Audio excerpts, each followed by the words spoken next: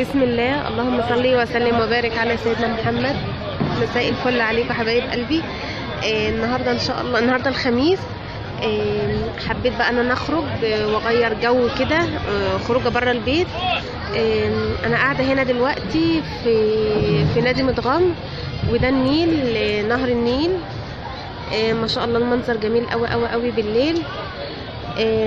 حبيت ان انا بقى اخرج انا واولادي وكده، يعني يوم الخميس اخر الاسبوع، فحبيت ان انا اخرجهم وافسحهم.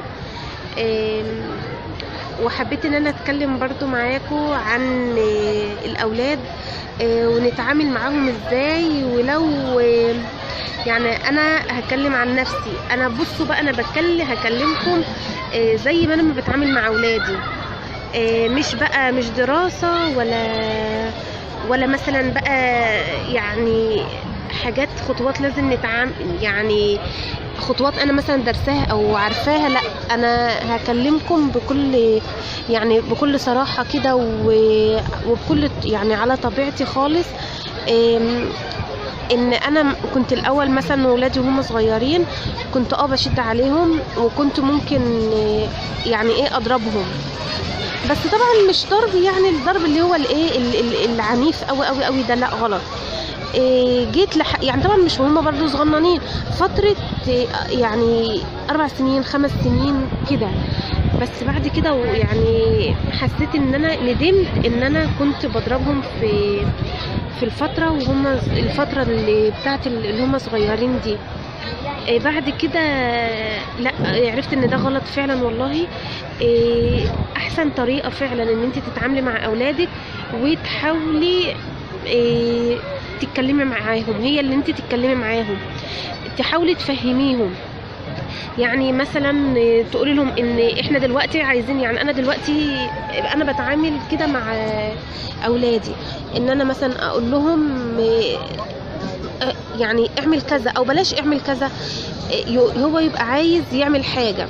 لو الموقف ده تمام وسليم صح، اوكي خلاص اعمله. لو الموقف ده غلط، انت بقى تتحمل عواقبه.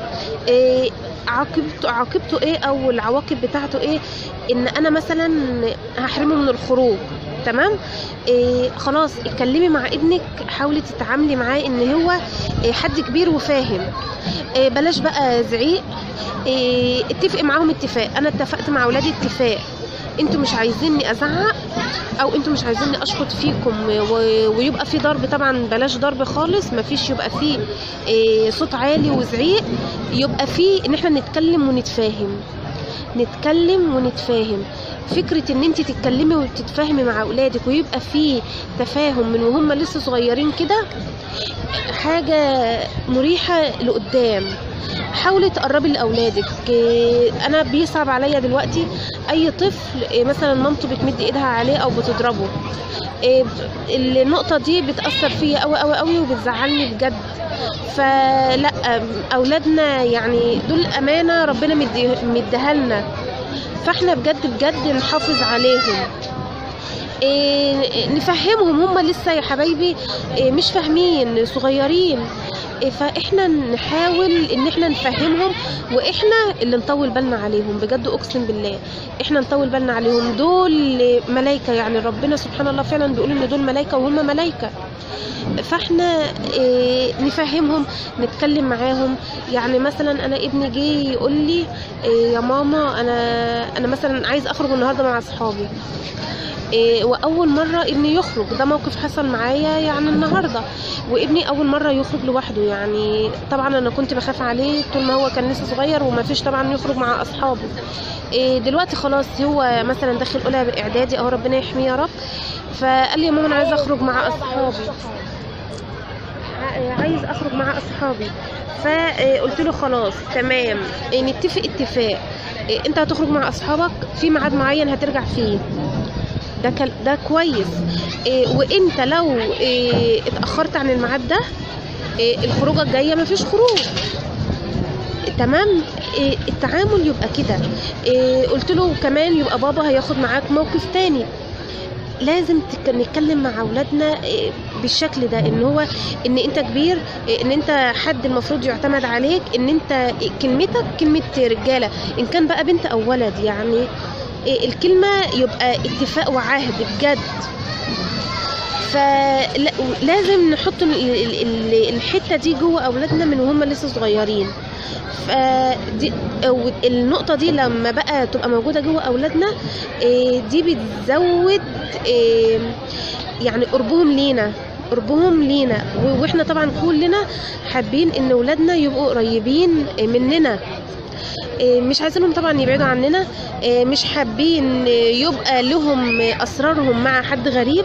احنا حابين ان اولادنا طبعا كلنا حابين ان اولادنا يبقى سرهم معانا، اي حاجه ما يكسفوش ان هم يتكلموا معانا في حاجه. احنا حابين ان احنا انا حابه ان ابني يبقى هو انا صاحبته، انا سره، مفيش يبقى حاجز بيني وبين ابني او بيني وبين بنتي.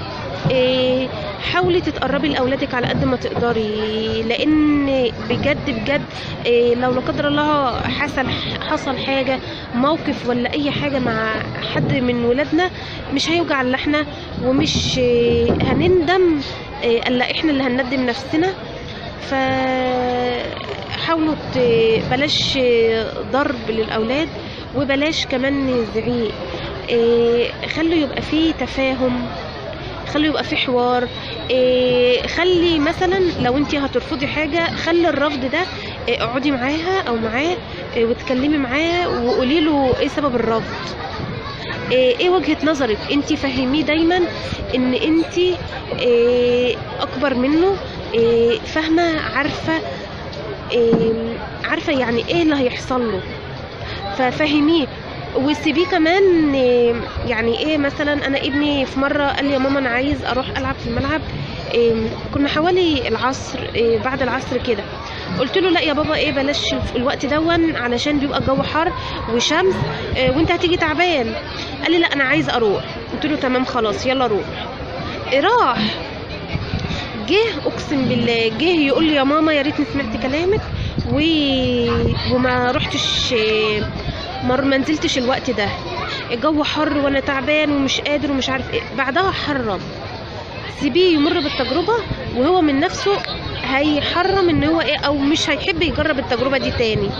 وتاني مره وتالت مره ورابع مره اقول لصاحبوا اولادكم، وحاولوا ان اولادكم يتقربوا ليكم وانتوا تتقربوا لاولادكم على قد ما تقدروا، علشان هم دول يعني نعمه ربنا لينا، وربنا يا رب يبارك لنا فيهم ويهديهم ويحفظهم.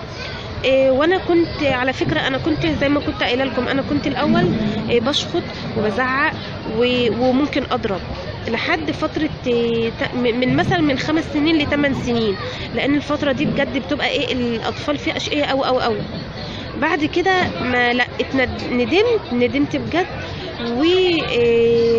وبقوا بيصعبوا عليا بجد والله. يعني اقول طب ليه انا اضربهم حاجه توجعهم؟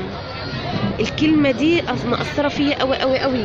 يعني انا ليه اضربهم عشان خاطر ايدهم توجعهم او رجلهم توجعهم؟ ما اكيد ضرب ده هيوجعهم، لو حتى خبطه بسيطه برضو بتوجع. فاولادنا نعمه من ربنا لينا، ربنا يا رب يبارك لنا فيهم ويهديهم ويحفظهم يا رب. ربنا يا رب يبارك لنا في اولادنا جميعا. انا حبيت اتكلم معاكم اخت مع اخواتها، مش بقى نصائح ولا مش خبرتي والكلام ده، لا خالص. انا حبيت ان انا اتكلم مع اخواتي، ويا رب الفيديو بتاعي يكون عجبكم ويكون كلامي عجبكم. ولو عجبكم الفيديو طبعا ما تنسوش لايك للفيديو واشتراك في القناة وتفعيل الجرس، ال3 حاجات دول ما تنسوهمش. تمام ماشي يا حبايبي، وشكرا لكم، والسلام عليكم ورحمة الله وبركاته. باي باي.